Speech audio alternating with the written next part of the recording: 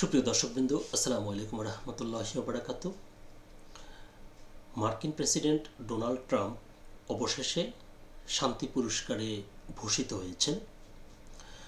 তার দীর্ঘদিনের একটি আক্ষেপ ছিল যে তিনি বিশ্বে শান্তি প্রতিষ্ঠার জন্য এত কাজ করলেন। তো তিনি কি কাজ করলেন?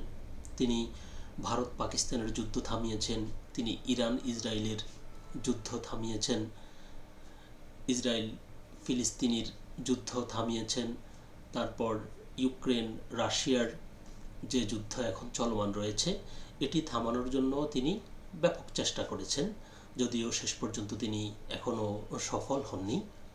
তো এই যে তিনি এত যুদ্ধ থামাচ্ছেন, বিশ্বব্যাপী এত যুদ্ধ বিগ্রহ তিনি থামাচ্ছেন, তো সুতরাং একটা নোবেল প্রাইজ তিনি পেতেই পারেন। তার ধারণা ছিল যে তিনি নোবেল প্রাইজ পাবেন এবং তার নোবেল প্রাইজ পাওয়ার জন্য স্বয়ং পাকিস্তানের সেনাপ্রধান পর্যন্ত বলেছেন যে তারা চান যে ডোনাল্ড ট্রাম্প নোবেল শান্তি পুরস্কারটি পান। এবং ভারত কেন পাকিস্তানের মতো তাকে এভাবে প্রকাশ্যে সমর্থন দেননি বা তার শান্তি পুরস্কার পাওয়ার ব্যাপারে কথা বলেননি, এটা নিয়েও কিন্তু ডোনাল্ড ট্রাম্পের মনক্ষুণ্ণ ছিল ভারতের প্রতি। তো সেই ডোনাল্ড ট্রাম্পকে অবশেষে শান্তি পুরস্কার দিয়েছে নোবেল কমিটি। মন তিনি না গলাতে পারলেও তিনি কিন্তু পিপা কমিটির মন গলিয়েছেন এবং পিপার ইতিহাসে এই প্রথম একটি পুরস্কার পিপা চালু করেছে, যেটি পেয়েছেন ডোনাল্ড ট্রাম্প। তো এই নিয়ে দৈনিক ইত্তেফাক পত্রিকায় একটি খবর প্রকাশিত হয়েছে, যার শিরোনাম করা হয়েছে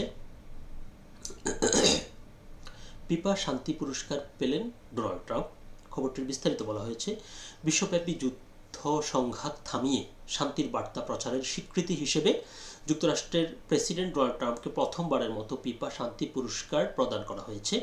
এই উপলক্ষে আয়োজিত অনুষ্ঠানে পিপা সভাপতি জিয়ান্নি ইনফান্তিনো ট্রাম্পের হাতে পদক ও সনদ তুলে দেন।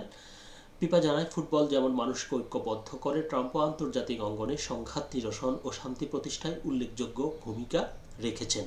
এ কারণে তাকে এই বিশেষ সম্মান দেওয়া হয়েছে। ইনফান্তিনো সনদের একটি অংশ পড়ে শোনান, যেখানে উল্লেখ ছিল বিশ্বের কোটি কোটি ফুটবল প্রেমীর পক্ষ থেকে এই শান্তি পুরস্কার প্রদান করা হলো।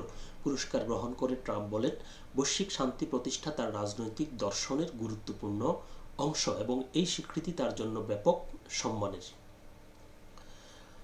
এটি ফিফার ইতিহাসে প্রথম শান্তি পুরস্কার প্রদান। ক্রীড়াঙ্গনের বাইরে গিয়ে বৈশ্বিক শান্তি ও মানবিক বার্তা ছড়িয়ে দেওয়ার ক্ষেত্রে যে ব্যক্তির ভূমিকা থাকে তাকে এই পুরস্কারের জন্য বিবেচনা করা হয়।